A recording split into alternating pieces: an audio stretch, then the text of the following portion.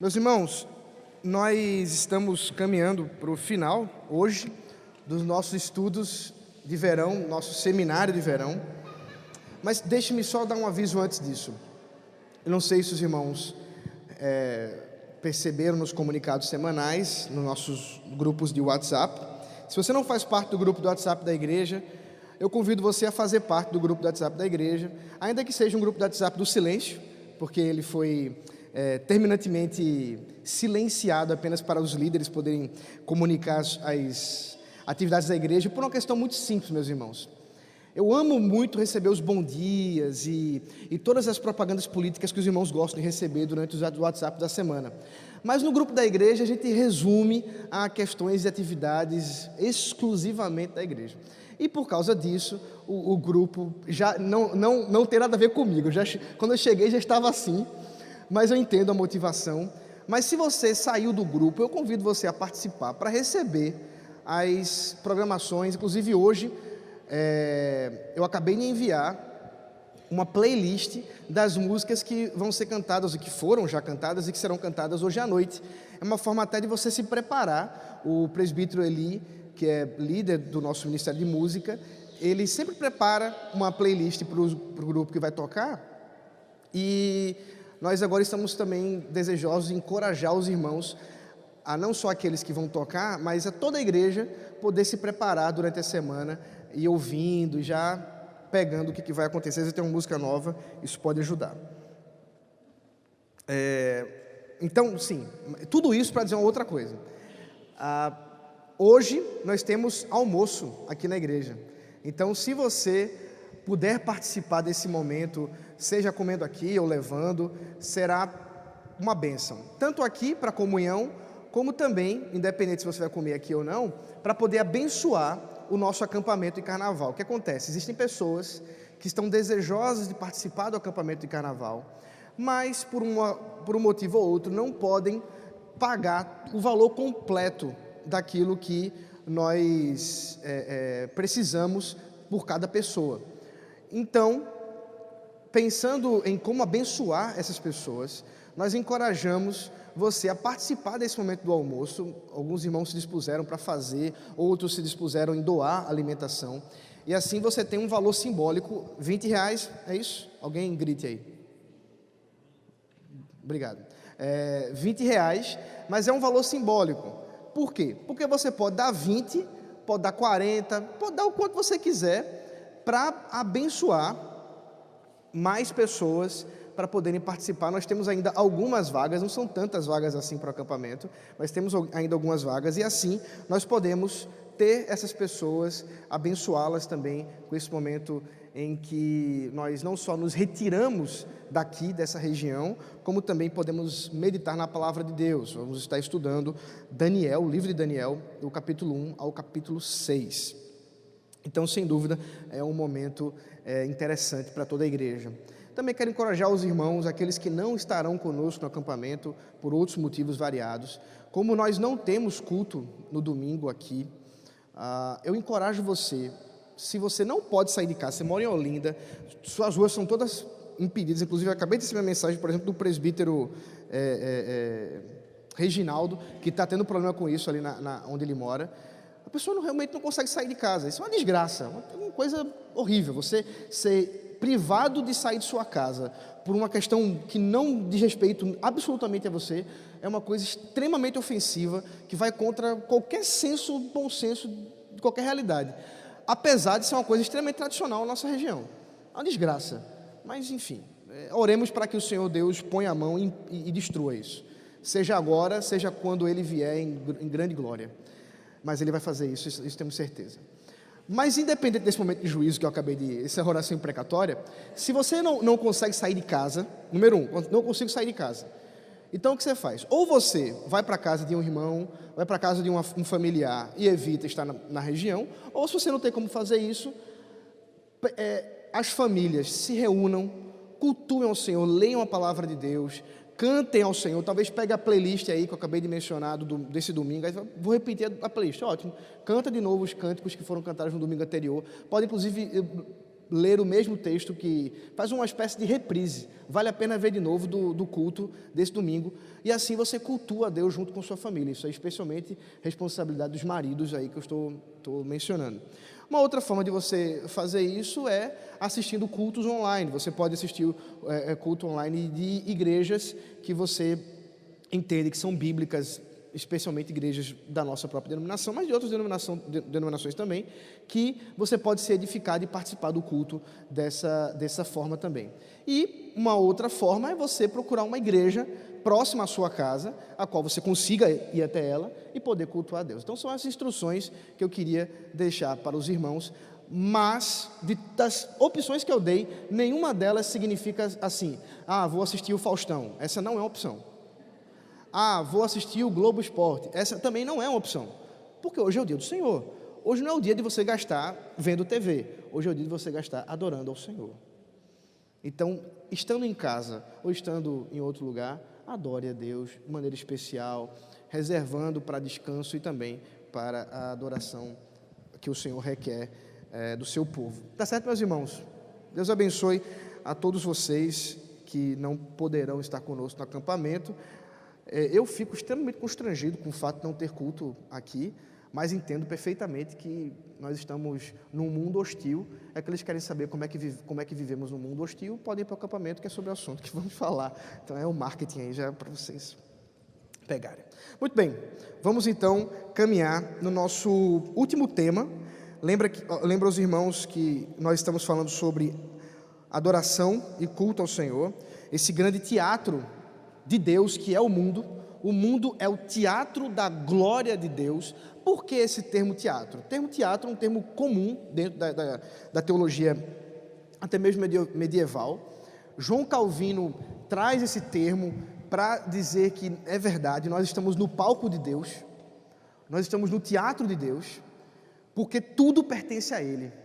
Nossos papéis pertencem a Ele, o roteiro da nossa história pertence a Ele. Tudo que fazemos, tudo que somos, pertence a Deus e tudo deve apontar para a sua glória.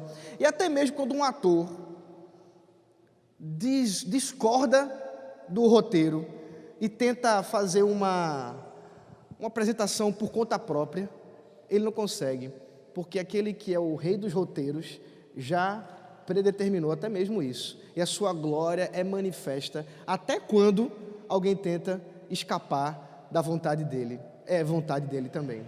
Isso você vai encontrar de maneira muito lúdica. Eu encorajo os irmãos a lerem no livro O Silmarillion, de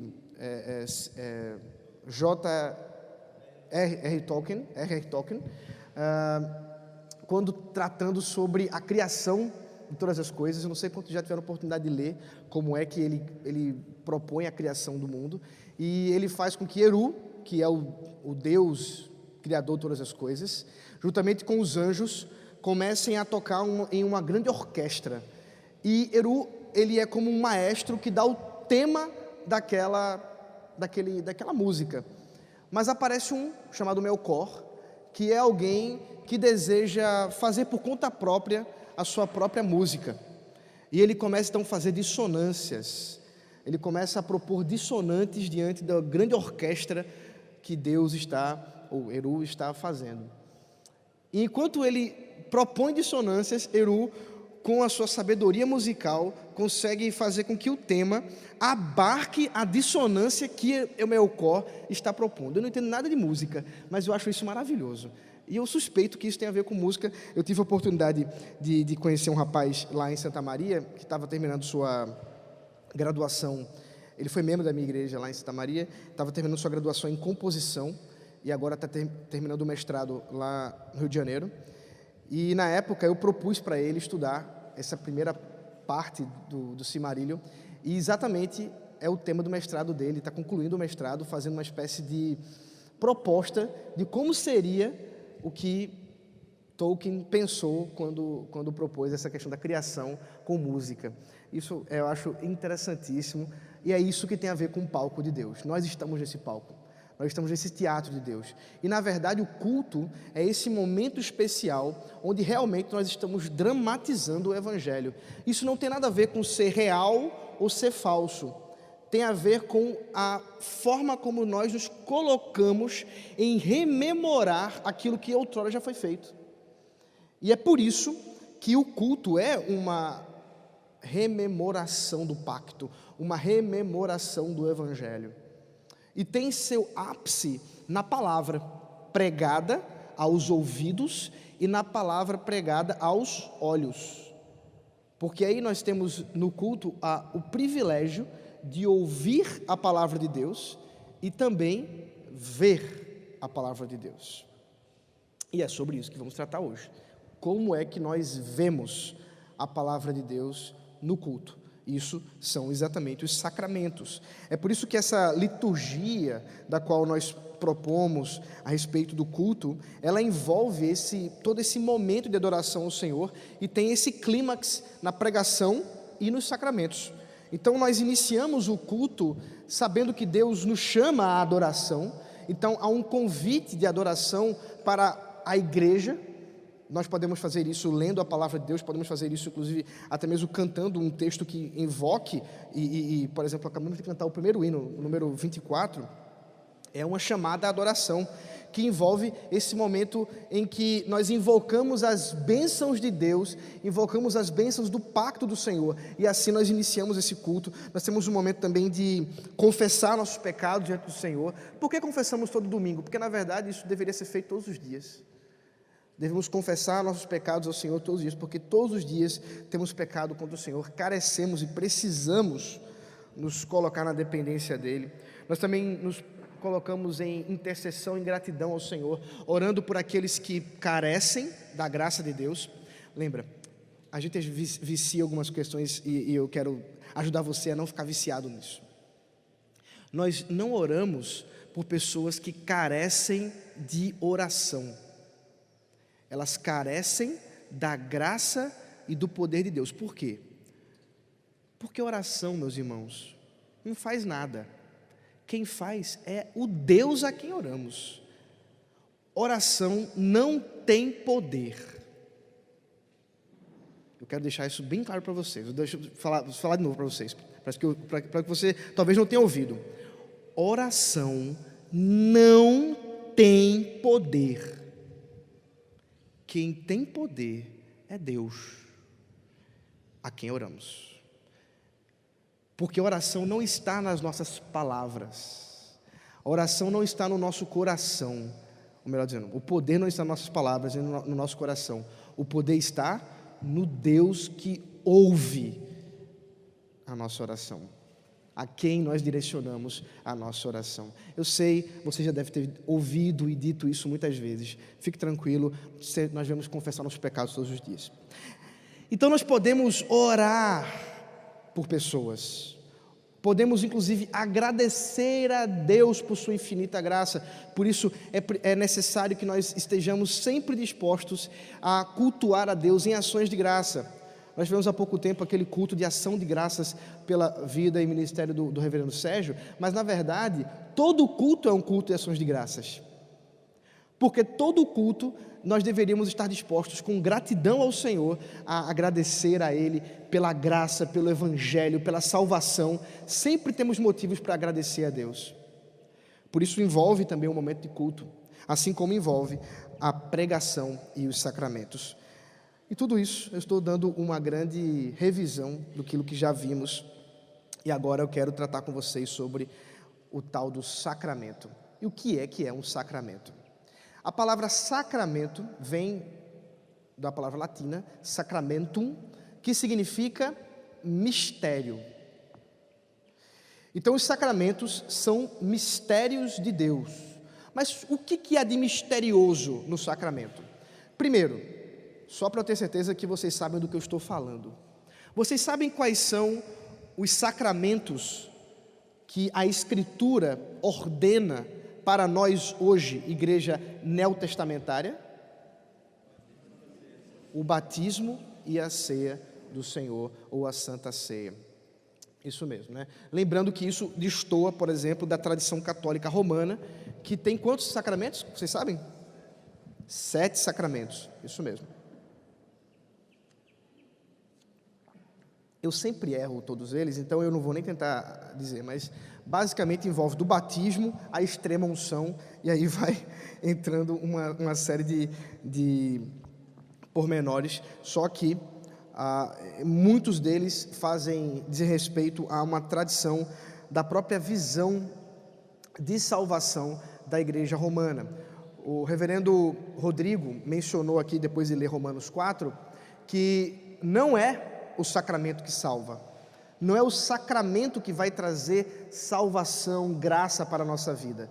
Isso está, por exemplo, presente na visão católica romana. O batismo, por exemplo, infantil, na mente deles, ele é necessário porque ele vai tirar o quê da criança? Vocês sabem? O pecado original. Então é necessário que a criança seja retirada do paganismo. Então ela recebe esse batismo para que haja graça na vida dela. Nós não cremos desse jeito. Eu vou mencionar sobre como nós cremos o batismo infantil, mas tudo isso eu estou apenas abrindo parênteses. Mas vamos voltar para a questão do sacramento, sua definição. Como eu disse, sacramentos são mistérios. Mas o que há de misterioso nisso? O mistério é que os sacramentos são sinais externos do pacto. Deus aprove ao Senhor, conhecendo cada um de nós, que não só fizesse um pacto conosco, mas que apresentasse fisicamente sinais para que pudéssemos lembrar deste pacto. É muito interessante que Deus faz isso desde o Éden. Veja comigo Gênesis capítulo 1. Deixa eu ver se é um mesmo. Desculpa, capítulo 2. Versículo 9.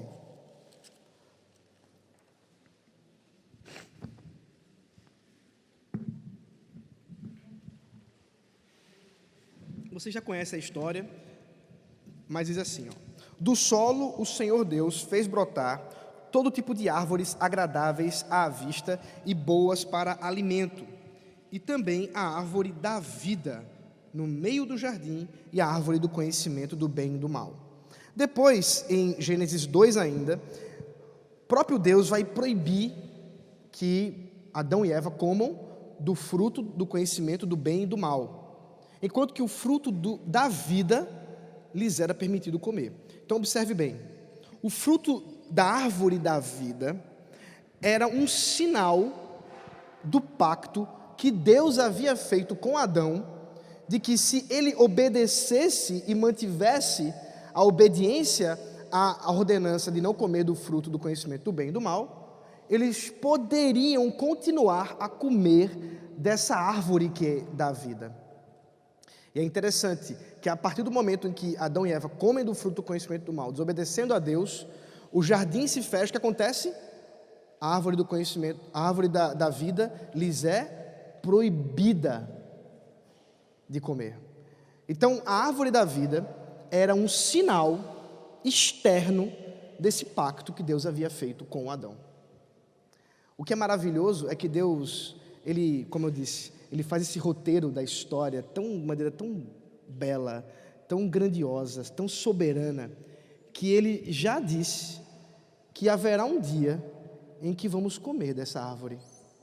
Olha só, Apocalipse, capítulo 22, versículo 14. Essa árvore da vida em Apocalipse aparece algumas vezes. Eu selecionei um texto, que é o finalzinho, Apocalipse 22.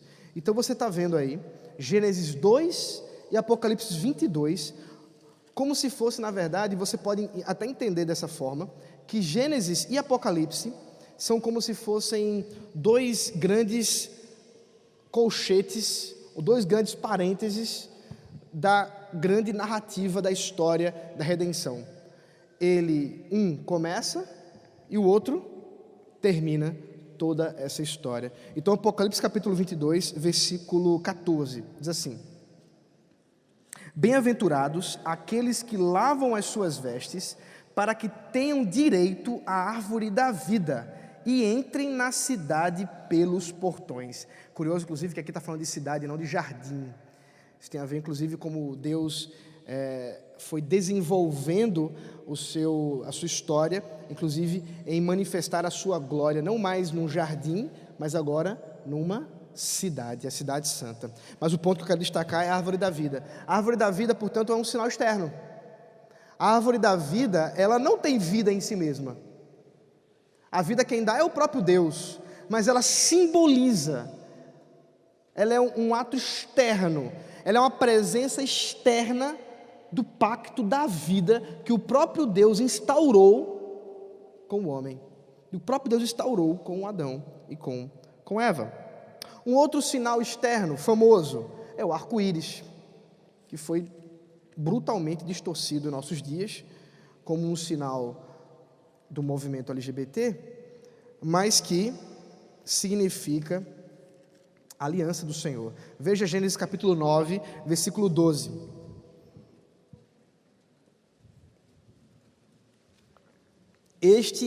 Deus disse: este é o sinal da minha aliança que faço entre mim e vocês, e entre todos os seres vivos que estão com vocês, para todas as futuras gerações. Porei o meu arco nas nuvens, e ele será por sinal da aliança entre mim e a terra.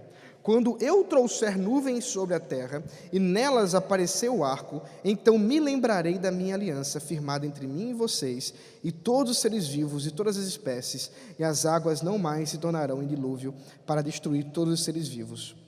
O arco estará nas nuvens, eu o verei e me lembrarei da aliança eterna entre Deus, todos os seres vivos e todas as espécies que há sobre a terra. Pergunta: Deus tem memória ruim? Será que Deus tem algum problema de memória? Rapaz, talvez ele precise aí de um Memorex, né, um remedinho, talvez esteja enfrentando algum problema com Alzheimer. Será que é isso? Não. Deus não tem problema de memória algum. Então por que ele está dizendo assim: eu vou colocar um sinal em que eu me lembrarei? O que obviamente Deus está dizendo a Noé é que aquele sinal de lembrança diz respeito tanto a ele quanto aos homens. E todas as vezes que o homem enxerga aquele arco, ele pode ver que Deus não mais vai derramar a sua ira como derramou no passado, mas fará de modo diferente. Inclusive tem uma coisa interessante, ela não está clara no texto bíblico, mas tem uma coisa interessante. Quando a gente pensa em arco, o arco, ainda que o arco-íris na verdade é um círculo, né? Não sei se vocês sabiam disso. A gente só vê metade dele, mas isso é uma questão física, não precisam se adentrar nisso, mas o que a gente vê é um arco. E o arco, especialmente num contexto de guerra, serve para quê? Para atirar. Se o arco está dessa forma, ele está apontando para onde? Para cima, né? Aí, engraçado, essa aplicação que eu estou dizendo para vocês, eu extraí isso de um livro infantil, da Sally Lloyd Jones, Histórias Bíblicas de Jesus, que eu acho sensacional esse livro. Pena que foi extremamente mal traduzido pela CPAD, mas vocês, pais, podem adquirir, é um livro bem legal para ler com as crianças. E lá ela fala assim, que esse arco apontava para cima, porque agora Deus estava dizendo que a ira dele não mais seria derramada sobre a terra, mas sobre si mesmo, apontando inclusive para o Senhor Jesus Cristo, que viria e realmente receberia a ira de Deus, a justa ira de Deus, que era contra nós, mas que ele recebeu. Então são sinais externos, perceba, que apontam para o pacto de Deus, para a aliança do Senhor. E é claro, o sinal, eu já estou resumindo bastante a coisa, o sinal mais conhecido do pacto, da aliança, e esse já a aliança da graça de Deus, a aliança que Deus faz com o seu povo de maneira gratuita, porque agora já com a mediação do próprio Senhor Jesus Cristo, ainda que ele ainda não tenha sido revelado, mas pela sua santa graça, nós vamos ter no capítulo 17 a instauração ou a instituição da circuncisão. Então, Gênesis capítulo 17, versículo 9 a 11, veja aí. Deus disse a Abraão: guarde minha aliança, você e a sua descendência, no decurso das suas gerações. Esta é a aliança que vocês guardarão entre mim e vocês e a sua descendência. todos do sexo masculino que estão no meio de vocês deverão ser circuncidados. Vocês devem circuncidar a carne do prepúcio, e isso servirá como sinal de aliança entre mim e vocês. Então aqui você tem um ato externo, sangrento, doloroso. As meninas estavam livres desse ato, né? Inclusive nesse momento de instauração da circuncisão, Abraão, já velho, seu filho já jovem, e os da sua casa foram todos circuncidados.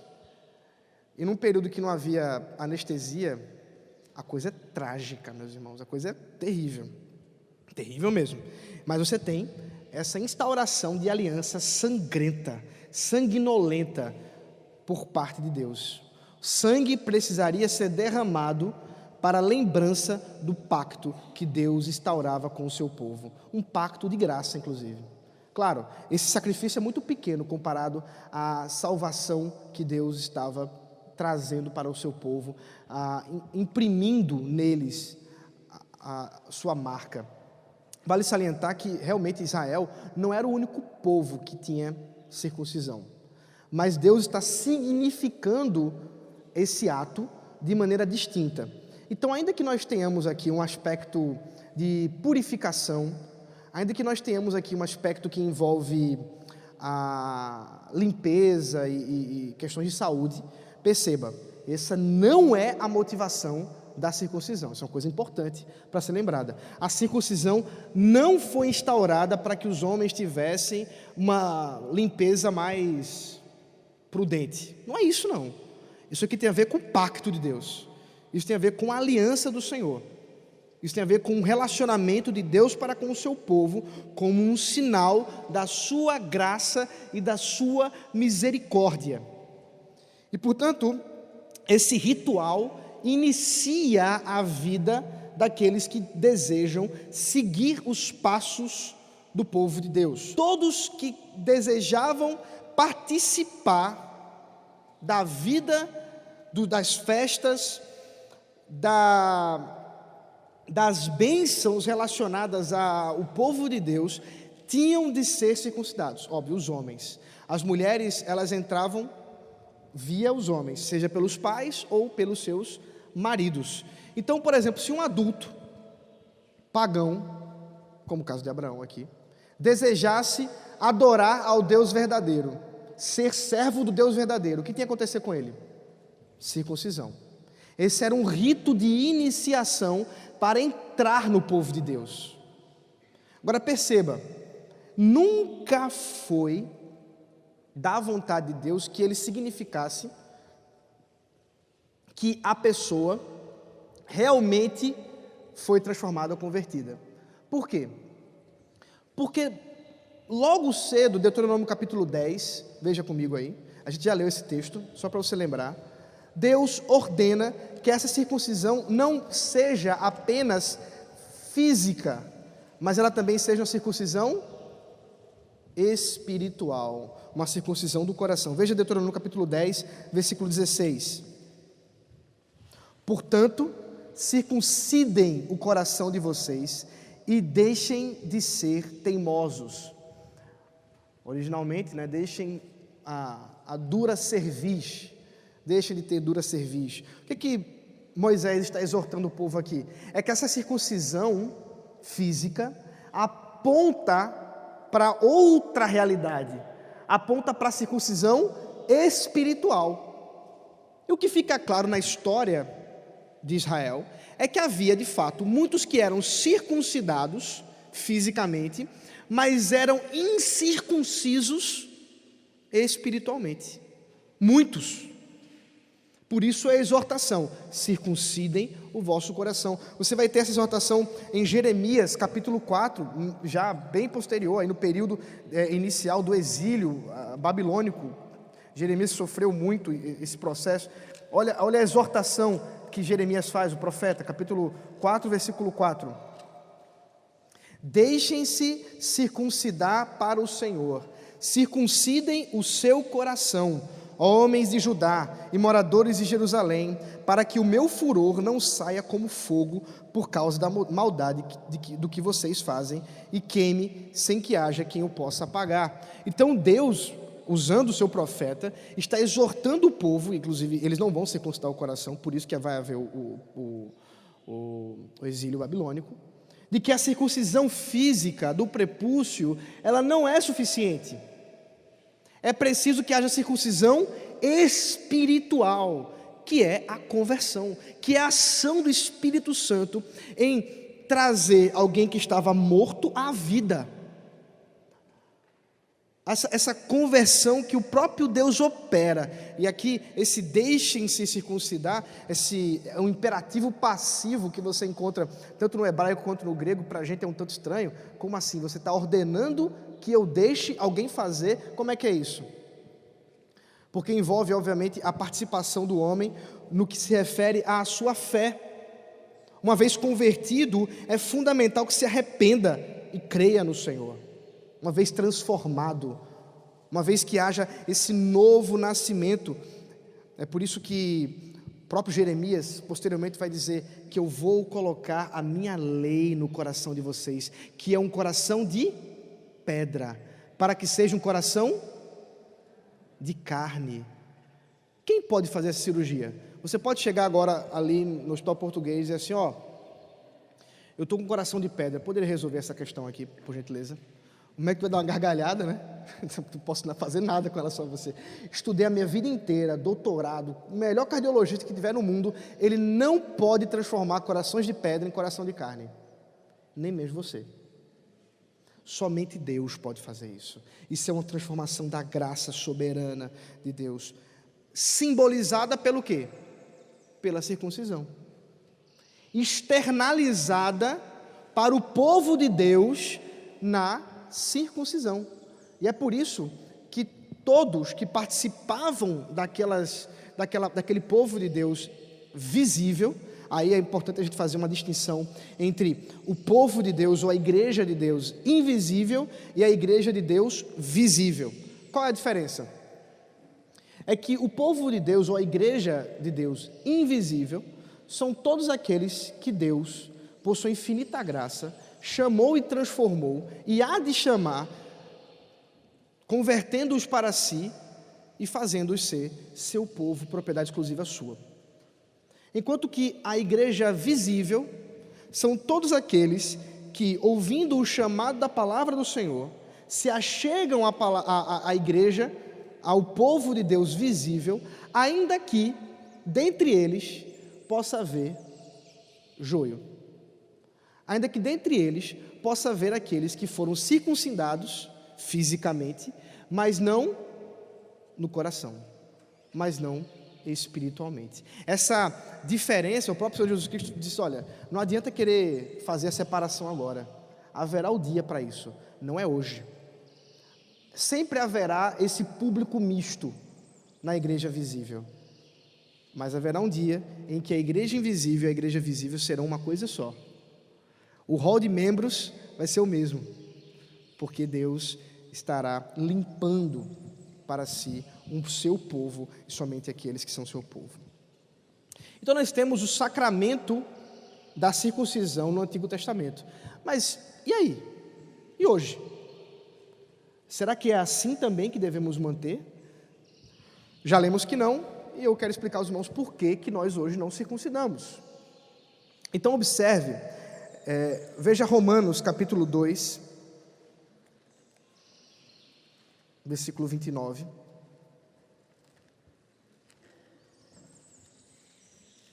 Então veja, você vai ver isso em toda a temática das cartas do apóstolo Paulo, que a circuncisão para nada se aproveita. A circuncisão não significa nada se não houver uma circuncisão do Espírito. Veja aí, Romanos 2, versículo 29. Porém, judeu...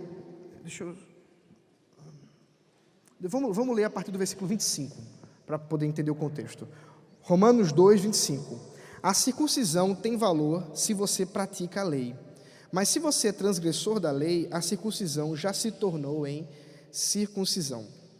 Portanto, se a circuncisão observa os preceitos da lei, não será essa circuncisão considerada como circuncisão? E se aquele que é incircunciso por natureza cumpre a lei, certamente ele julgará você, que embora tenha a letra da lei, e a circuncisão é transgressor da lei. Porque não é judeu quem é apenas exteriormente, nem é circuncisão aquele que é somente na carne. Porém, judeu é aquele que o é interiormente, e a circuncisão é a do coração pelo Espírito, não segundo a letra, e cujo louvor não procede de seres humanos, mas de Deus. O apóstolo Paulo está trazendo aqui a noção de que a circuncisão da carne não tem valor sem a circuncisão do coração, sem a circuncisão do Espírito. E ele está dizendo o seguinte, que aqueles que são judeus não são estes que negaram o Messias, mas aqueles que, crendo no Senhor Jesus Cristo, têm os seus corações circuncidados. Quer ver? Colossenses capítulo 2. Aí a gente tem uma conexão interessantíssima entre circuncisão e batismo. Colossenses capítulo 2, versículo 11 ao 12. Diz assim: nele também vocês foram circuncidados, não com uma circuncisão feita por mãos humanas, mas pela remoção do corpo da carne, que é a circuncisão de Cristo, tendo sido sepultados juntamente com ele no batismo, no qual vocês também foram ressuscitados por meio da fé, no poder de Deus, que o ressuscitou dentre os mortos. Aqui está a explicação da relação entre a circuncisão do Antigo Testamento e a circuncisão do Novo Testamento, que é o batismo.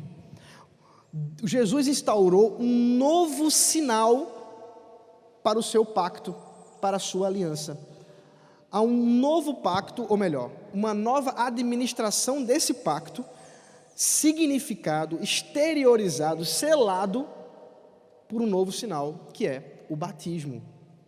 O que é interessante também, porque o batismo não tem derramamento de sangue. O batismo não é um sinal cruento. Porque aquele que recebeu o sinal cruento, aquele que derramou o seu sangue, fez isso de uma vez por todas, para que eu e você não precisássemos fazer isso hoje. Então a circuncisão apontava para a obra de Cristo, e o próprio Cristo disse que instaurou o final da circuncisão, para que agora os novos discípulos precisassem receber o sinal do batismo. Jesus falou isso aos seus discípulos, Mateus capítulo 28, que aqueles que desejam ser discípulos devem ser batizados em nome do Pai, do Filho e do Espírito Santo.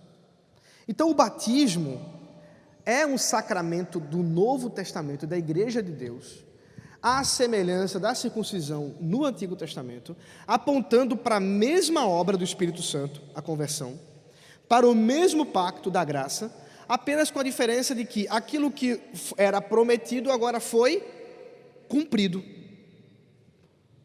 Chegou no seu ápice. Portanto, o batismo também envolve o ritual de iniciação. É por isso que o batismo é o meio pelo qual alguém entra na igreja visível, no povo de Deus visível. Aqui, a igreja do Senhor, as igrejas locais. O batismo, inicialmente, no Novo Testamento, começa com João Batista, que é um período transitório. O batismo de João não é exatamente o batismo que Jesus instaura, porque, inclusive, o batismo de João nós não temos nenhuma evidência que ele o fazia em nome do Pai, do Filho e do Espírito Santo, nem mesmo em nome de Jesus, a quem ele iria conhecer ainda, inclusive porque ele o batiza. O batismo de João, e é interessante observarmos isso, envolvia esse período transicional, mas envolvia uma chamada ao arrependimento, envolvia uma distinção também para com o batismo antigo. Só para explicar aos irmãos, havia batismos na lei no Antigo Testamento. A diferença é que os batismos do Antigo Testamento eram rituais de purificação, de lavagem, para algum tipo de obra sacerdotal ou alguma coisa relacionada à adoração. Então se fazia lavagem, etc. Mas quem fazia a lavagem era a própria pessoa. Então o sacerdote se lavava, as pessoas se lavavam, etc. Mas João, diferentemente, propõe uma lavagem a qual ele está fazendo em outra pessoa, e na qual ele convida a todos, inclusive dizendo que os fariseus precisavam ser lavados para demonstrar os seus pecados. Veja que terrível. Por isso o batismo estava associado ao arrependimento, e assim também estava associado a esse ritual de iniciação para aqueles que deveriam seguir essa nova fase que João Batista estava clamando, ainda que não sabia. Ele é o último profeta do Antigo Testamento, é João Batista, porque depois dele vem Jesus, o cumprimento, o grande profeta esperado. Mas até João nós temos ainda a instauração da lei, como era pensada, como era feita no Antigo Testamento, sem o cumprimento de Jesus Cristo. No entanto, com Jesus nós temos essa instauração completa, esse cumprimento pleno e perfeito de toda a lei, ele sendo ungido, por isso ele recebe o batismo também de João. E agora o nosso batismo envolve sim lavagem com água. É importante que se lembre, esse é o elemento importante para o batismo, a água, porque ela aponta para essa obra do Espírito Santo. Ela envolve uma declaração de ser discípulo. Então aqueles que são batizados, eles declaram publicamente que são discípulos de Deus. Daí também a ideia da fórmula trinitária, ainda que, por exemplo, em Atos você não vai encontrar essa fórmula trinitária. Você vai encontrar os discípulos sendo batizados em nome de Jesus. Mas como Jesus disse para batizar em nome do Pai, do Filho e do Espírito Santo, então a gente segue essa ordem, ainda que ela não seja claramente um imperativo das Escrituras, mas aponta para o Deus quem cremos, que é o Deus Trinitário. Envolve, é claro, a relação com a participação da aliança por arrependimento e fé. Então, há uma conexão, especialmente no livro de Atos, entre o batismo com o Espírito Santo e o batismo com água. Porque enquanto que o batismo com o Espírito Santo é a circuncisão espiritual, essa obra que Cristo faz por meio do Espírito Santo de converter corações e habilitá-los para o serviço, o batismo com água simboliza isso, externaliza isso. E estão intimamente conectados, porque aqueles que eram convertidos na igreja eram também batizados com água. Então você vai ter essa relação íntima entre uma coisa e outra, especialmente nesse período onde havia sinais externos mais claros para aqueles que eram batizados com o Espírito Santo. Envolve também a união com Cristo e está, portanto, relacionado à circuncisão, como eu já disse, apontando para a mesma realidade. Por isso que nós batizamos crianças. Por quê? Porque nós cremos que se a circuncisão envolvia o povo de Deus como um todo, adultos e crianças, porque hoje, onde a graça é maior, onde a plenitude foi alcançada, as crianças estariam fora do pacto de Deus.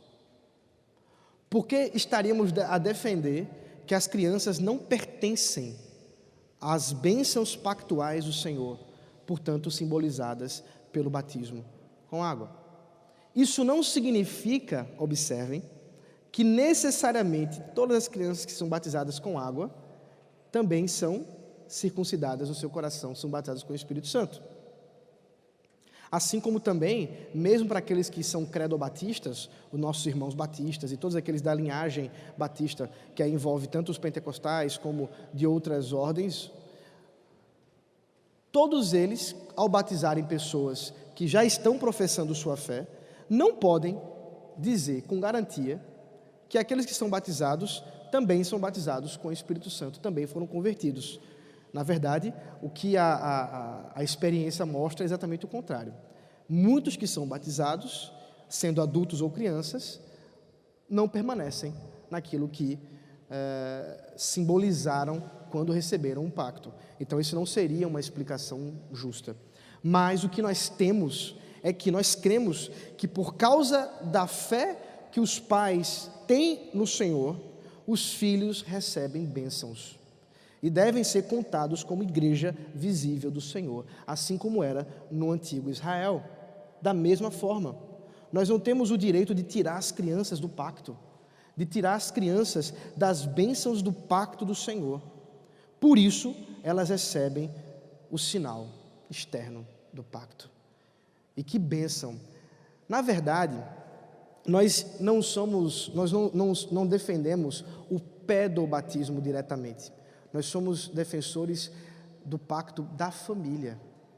Porque nós não batizamos qualquer criança, mas sim aquelas que, por causa dos pais, recebem as bênçãos pactuais, as quais são reservadas para aqueles que pertencem ao povo de Deus, e seus pais pertencem, seus filhos pertencem por tabela.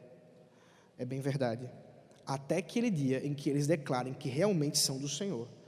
E aí a transformação é plena, completa, a qual aquele sinal apenas apontava e agora é a realidade. É por isso que nós cremos na continuidade desse rito. Agora não mais apenas exclusivo para os homens, mas também para as mulheres. As mulheres são batizadas. E engraçado, vale salientar, que nós não temos nenhuma recomendação bíblica direta de que as mulheres participam desse momento de circuncisão, ou de batismo, por assim dizer. A não ser alguns casos em Atos. Nós temos aí o caso, por exemplo, de Lídia e da família dela, que são batizados. Mas não há nenhuma ordenança para isso. Assim como também, por exemplo, não há nenhuma ordenança para que se batizem filhos de crente. Sejam convertidos ou não, não tem nenhuma ordenança a esse respeito. Mas o que nós temos é uma continuidade do mesmo significado entre a circuncisão e o batismo, o mesmo pacto, as mesmas bênçãos, com a diferença de que agora é mais pleno, agora está completo. E isso na prática é verificável. Porque a partir do momento que os pais, diante da igreja, dizem: meu filho faz parte desse povo, então eu me comprometo em ensiná-lo na palavra de Deus, eu me comprometo a ensiná-lo a orar, eu me comprometo a ensiná-lo a cantar e louvar ao Senhor com cânticos, a viver uma vida reta diante do Senhor. Isso tudo é responsabilidade de quem? Dos pais. Porque eles fazem isso quando levam seus filhos ao batismo, se comprometendo diante do povo de Deus, que são testemunhas, junto com Deus, daquele acordo, daquele juramento que os pais estão fazendo. Inclusive eu quero fazer uma exortação aqui, um parêntese, uma alfinetada. Vocês sabem que eu aproveito essas horas para dar umas alfinetadas, né? Vou dar um aqui. Meus irmãos, pais das crianças que estão dessa igreja, eu sei que temos poucos aqui à noite, essa exortação seria maior, mas eu vou falar aqui mesmo. A responsabilidade dos filhos de vocês, a respeito dos filhos de vocês, no culto ao Senhor, não é dos diáconos, não é dos irmãos do Micria, é de vocês. Se você não sabe colocar seu filho sentado do seu lado para participar do culto, aprenda, porque a responsabilidade é sua. Responsabilidade de fazer com que seus filhos amem a palavra de Deus não é do Micria. A responsabilidade de fazer com que seus filhos cantem a palavra de Deus não é do Micria. Pode ter o melhor currículo do mundo, o Micria. Umas horinhas durante a semana, durante um dia na semana, não se equipara ao trabalho que você tem que fazer todos os dias com seus filhos, inclusive na hora do culto. Até porque, sabe como é que as crianças aprendem? Por exemplo, especialmente, quanto menor elas forem, mais de exemplo elas precisam. E muitas vezes seus filhos são inquietos no culto, porque você é inquieto no culto. Muitas vezes seus filhos não conseguem, porque eles não fizeram isso durante a semana inteira. Uma boa forma de você ensinar seu filho a sentar e ouvir é fazer isso todos os dias. Então perceba que trazer os filhos para o batismo não é jogar uma aguinha não, meu irmão. É se comprometer com Deus e com o povo de Deus. Agora a bênção é que nós somos uma família, né? E a gente se compromete também de ajudar os pais nessa caminhada, de ajudar uns aos outros para adorar o Senhor, para ensinar os filhos no caminho do pacto. É por isso que na Igreja Reformada, nós da Igreja Reformada, nós não temos padrinhos e madrinhas. Então é interessante isso, especialmente aqui na nossa região, especialmente católica, você usar, né, com a criança madrinho, padrinho, madrinha, essas expressões, os diminutivos, né, dinda, dindo, essas coisas todas, é uma coisa que aponta para um credo católico. Geralmente quem tem isso é católico, certo? Lá no Rio Grande do Sul, eu experienciei coisas muito curiosas, que mesmo entre pessoas da Assembleia de Deus, batistas, tem padrinhos. Há pouco tempo mesmo eu vi um pastor amigo meu que recebeu o convite de ser padrinho e a esposa dele madrinha de uma criança que acabou de nascer. Na teologia reformada, quem são os padrinhos e madrinhas dos filhos dos crentes? Toda a igreja. É por isso, aí já vou fazer uma outra alfinetada, é por isso que no casamento reformado, nós também não temos padrinhos e madrinhas. Temos o quê? Testemunhas. Por quê? Padrinhos e madrinhas são todos aqueles que testemunham diante de Deus o pacto que está sendo feito. Nós não temos essa linguagem, ainda que a gente use, eu sei, a gente usa, tudo bem, meus irmãos, a gente usa muita coisa errada, mas isso não faz parte da nossa teologia, porque na realidade, todos que estão ali estão testemunhando o pacto, o acordo, seja do casamento, que não é um sacramento, mas isso é uma outra história, e seja do batismo, que esse sim é um sacramento, testemunhado por todos nós no culto ao Senhor. É por isso que casamento também não é culto, porque não diz respeito aos elementos de culto específicos. Deixa eu ver que oração. Meu Deus, 10h30. Eu não falei sobre a ceia do Senhor. Então os irmãos me deem 10 minutos para eu falar sobre a ceia do Senhor. E depois eu vou para perguntas. Ceia do Senhor. Que absurdo. Não consegui chegar na ceia. Meus irmãos, a ceia do Senhor é o banquete do povo de Deus. Como eu disse a vocês, é um momento em que nós vemos a palavra de Deus. Então nós vemos a palavra de Deus através da água do batismo e vemos a palavra de Deus através do pão e do vinho que ali estão sendo partilhados para todo o povo de Deus. Isso, é claro, faz referência ao Antigo Testamento também.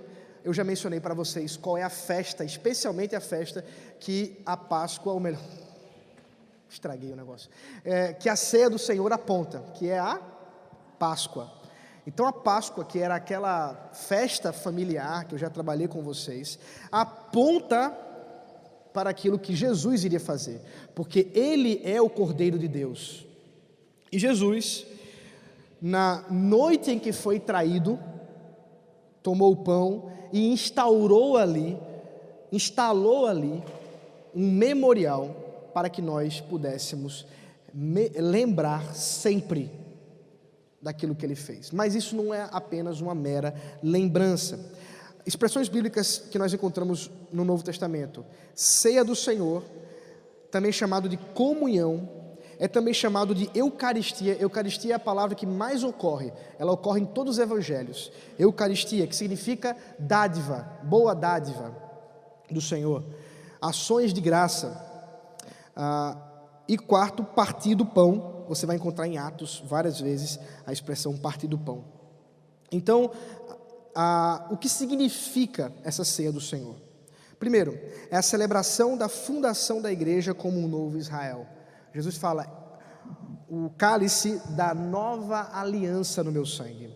Então, assim como havia o povo de Israel, agora o novo Israel. Assim como Paulo acabou de falar, que aqueles que são judeus não são os circuncidados na carne, mas os circuncidados no coração. Então você é judeu, olha só. Se você é crente, você é um judeu. Um judeu que pertence ao Israel de Deus. Um judeu verdadeiro, que ama e segue o maior de todos os judeus, Jesus Cristo, que se coloca diante de nós nesse momento da mesa, porque o Evangelho está sendo o quê? Dramatizado. É o momento em que nós vemos o corpo de Jesus sendo partido por nós, ainda que isso não é fisicamente, assim como o sangue dele sendo derramado por nós. Nós somos lembrados do Evangelho, daquele momento da cruz em que o corpo dele foi partido e o sangue dele foi derramado. É por isso que nós temos a presença de Cristo especial, como um meio de graça, um momento de bênção espiritual, mas essa presença, ela não é física. Então nós não cremos como os romanos, na transubstanciação, que creem que os elementos se transformam. Eu não posso me adentrar nos pormenores aqui, mas se você continuar comigo estudando nas quartas-feiras o CRE, a gente vai chegar nesse aspecto aqui e eu vou poder desenvolver bastante sobre essa questão. Mas, indo rápido aqui, nós não cremos como os católicos na transubstanciação, que transforma o pão em corpo e o vinho em sangue. Nós não cremos como os luteranos, que creem que há uma presença do corpo e do sangue de Cristo dentro, sobre e entre os elementos do pão e do vinho, mas nem cremos como os zwinglianos ou alguns de tradição batista. Aí vai depender, os batistas são bem divididos nessa área, que creem que é apenas um memorial, mas não há da parte de Deus, da parte de Cristo, nenhuma presença especial. Cremos, como as Escrituras apontam, que Jesus se faz presente entre nós, mas a presença dele é espiritual. Ele pessoalmente está entre nós, mas a pessoa de Cristo se faz presente entre nós segundo sua natureza divina. E nós nos alimentamos realmente de Cristo. Por isso, graça. Há uma alimentação especial aí. É uma dieta especial que o sacramento nos permite ter, onde nós podemos ratificar a aliança e oferta pelo pecado que Jesus fez. E há também um anseio escatológico. Por quê? Toda vez que temos a ceia do Senhor, nós anunciamos que Ele está vindo, que Ele veio e que Ele está vindo, para quando, naquele dia que Ele vier, nós mais uma vez comeremos com Ele, não apenas espiritualmente, mas agora também fisicamente. Então tem a ver também com uma esperança escatológica, onde nós, quando nos reunimos para a ceia do Senhor, estamos dizendo assim: Maranata, Jesus está vindo, e esse é o nosso desejo, quando nós nos alimentamos dele. Quais são os elementos? O pão, que é partido pelo próprio Cristo, e que nós seguimos esse mesmo sinal, essa mesma forma, como também o vinho. É interessante lembrarmos disso, que o elemento da ceia do Senhor não é suco de uva, ainda que tradicionalmente muitas igrejas façam isso. O elemento da ceia é vinho alcoólico, até porque no período neotestamentário você não tem ainda Louis Pasteur, né? Porque foi Louis Pasteur que criou o quê, meus irmãos? O processo de pasteurização, que impede a fermentação natural do extrato, né, do sumo do suco de uva, que naturalmente começa a fermentar. Então, no período neotestamentário, suco de uva só se ele fosse extraído na hora, né? Faz na hora e toma. Mas não é o caso, até porque não era nenhum período, o período da Páscoa não é período de cultura, de cultivo da uva. Então, certamente não havia suco de uva no período da Páscoa. Tinha vinho. E eles bebiam vinho. Então, isso é importante a gente lembrar, até para tirar um legalismo muito recorrente em nossa tradição evangélica fundamentalista, de acreditar que beber vinho é pecado. Se beber vinho é pecado, Jesus foi o maior de todos eles, né? Ele era chamado de quê? Vocês lembram? Beberrão. Mas não era porque ele bebia exageradamente, isso era falso, obviamente, mas porque ele bebia. João Batista não bebia, chamavam ele de doido. E Jesus bebia, chamavam ele de beberrão. Mas obviamente que as recomendações bíblicas a respeito do uso devido do prazer do álcool envolve a não embriaguez, contra o vício, a questão do cuidado para com a medida e, claro, sobre tudo isso, o amor ao próximo, considerando aqueles que são mais fracos na fé. Portanto, quem pode, finalmente, para terminar, estou terminando, viu? 10 minutinhos, eu fui fiel. Faltam 2 minutos do que eu disse. Quem pode participar da ceia? Claro, os crentes que receberam o sinal da igreja visível, o batismo. Por quê? Porque a ceia é a mesa do Senhor, que Ele convida quem? Os seus, o seu povo, para se alimentar dele. Não estão convidados todos. Não é um convite genérico, mas é um convite limitado. Tanto que o apóstolo Paulo, 1 Coríntios capítulo 11, exorta dizendo que havia alguns indoutos, alguns ignorantes, que por não discernirem do corpo, estavam o quê? Morrendo. Tinha gente que morria porque estava tomando a ceia indevida. Mas o que é indevido? O que é discernir do corpo? Realmente, discernir aí envolve distinguir. É saber que esse momento da ceia não é o jantar que você tem na sua casa. É um momento diferente. É um momento que envolve a presença especial do Senhor Jesus Cristo e, portanto, está reservada para o povo de Deus, assim como também aqueles que podem fazer o autoexame, que aí envolve: examine-se, pois, o homem a si mesmo, diz o apóstolo Paulo. Por quê? Porque é necessário que a pessoa tenha a capacidade de distinguir o que está acontecendo aqui, de saber o que está acontecendo.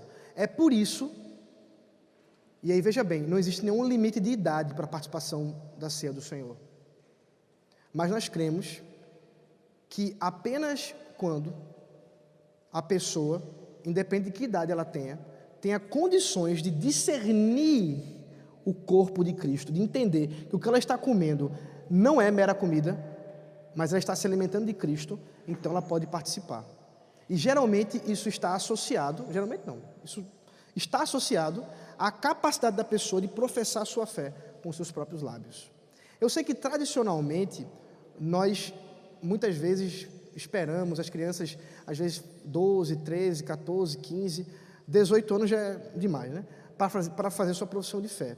Mas não tem nenhuma recomendação bíblica a respeito do limite de idade. Se um pai percebe que seus filhos têm condições, com 5, 6, 7, 8, 9, 10 anos, de professar a fé no Senhor Jesus Cristo, e o conselho, que são os pastores da igreja, entendem que isso realmente é coerente, realmente, essa criança aqui já conhece o Evangelho, olha aí, ela já se arrepende dos seus pecados, ela já ora, ela já conhece Jesus Cristo, já ama Jesus. O que a impede de participar da ceia? Agora, isso é uma questão do conselho. Assim como, perceba bem, não é permitida a autodisciplina. Paulo fala: examine-se, pois, o homem a si mesmo, e assim não coma desse pão. Não é isso? Ele diz o quê? E assim coma desse pão. O que Paulo está dizendo aí? É que o autoexame deve levar à confissão de pecados e, naturalmente, à capacidade de participar da ceia. Porque se a pessoa não está apta a participar da ceia, não é ela que vai decidir isso. Quem é? Os pastores da igreja, o conselho. Então o chamado não é a uma autodisciplina. Você não pode se excluir da ceia por si mesmo. Se você acredita que você não tem condições de participar da ceia do Senhor, venha falar com o conselho. E nós vamos pastorear você, vamos acompanhar você. Foi isso que o apóstolo Paulo fez com aquele pecador impenitente que estava tendo relações com sua madrasta, e a igreja não fazia nada. Ele disse: ele tem que ser excluído da comunhão. Assim como na segunda carta do apóstolo Paulo, ele diz: agora ele tem que voltar, vocês estão sendo muito duros. Mas isso é uma decisão não individual, mas uma decisão da igreja, uma decisão que envolve disciplina eclesiástica. E disciplina eclesiástica, quem faz é a igreja, no sentido, o conselho representado, que representa Jesus, a igreja. Por fim, a frequência. Eu já queimei 2 minutos, me perdoem. Por fim, a frequência. A frequência, meus irmãos, é relativo a uma decisão específica da igreja. Você vai ter igrejas que vão fazer todo domingo, você vai ter igrejas que vão fazer uma vez por mês, duas vezes por mês, de 15 em 15 dias, né? Outras que vão fazer 4 vezes por ano. Algumas igrejas reformadas da Europa mantêm essa tradição. Algumas pessoas que até entendem que, já que a ceia tem a ver com a Páscoa, deveria ser feita uma vez só, porque a Páscoa era feita uma vez só. Na nossa tradição reformada, perceba que aí tem a ver com tradição, porque não tem nenhuma prescrição bíblica da quantas vezes deveria ter a ceia. Na nossa tradição, nós temos um apelo para que se faça todo culto. Quem fazia isso era Calvino. Inclusive, essa história de Calvino é interessante, eu vou encerrar com ela. Porque Calvino desejava 2 coisas a respeito da ceia do Senhor: que ela fosse feita todo domingo e que somente aqueles que crescem no Senhor Jesus Cristo, que tivessem um testemunho de fé, pudessem participar. E ele perdeu as 2 guerras com relação ao conselho da cidade. Lembra que naquele período a cidade era governada por um conselho. Calvino não era nem membro de Genebra, não era cidadão de Genebra, ele era um estrangeiro, então ele não tinha nem voto, ele tinha voz, mas não tinha voto. E o conselho de Genebra, que governava Genebra, disse: você não pode excluir ninguém da ceia, e nós vamos fazer a tradição, que era, acho que na época, 4 vezes por ano. E Calvino nunca pôde colocar isso na igreja dele. Então, essa é uma esperança para os pastores que querem colocar tudo que pensam na igreja, nem sempre ele consegue, porque se Calvino não conseguiu, quem sou eu para conseguir, né? Vamos orar. Obrigado, Senhor, pelo privilégio que o Senhor nos dá de poder aprender mais a Tua Palavra, de poder refletir, Senhor, sobre as questões tão importantes, desses sinais externos da Tua graça maravilhosa que nos alcança, e como podemos, ó Senhor, testemunhar expressamente isso nesses sinais. Nos abençoa, dando-nos graça quando nos alimentamos de Ti, do Senhor Jesus Cristo, na ceia do Senhor, para que possamos sempre estar alimentados ao presenciarmos a Tua Palavra. Nos abençoe também mais tarde, quando reuniremos para o Teu culto. Em nome de Jesus. Amém.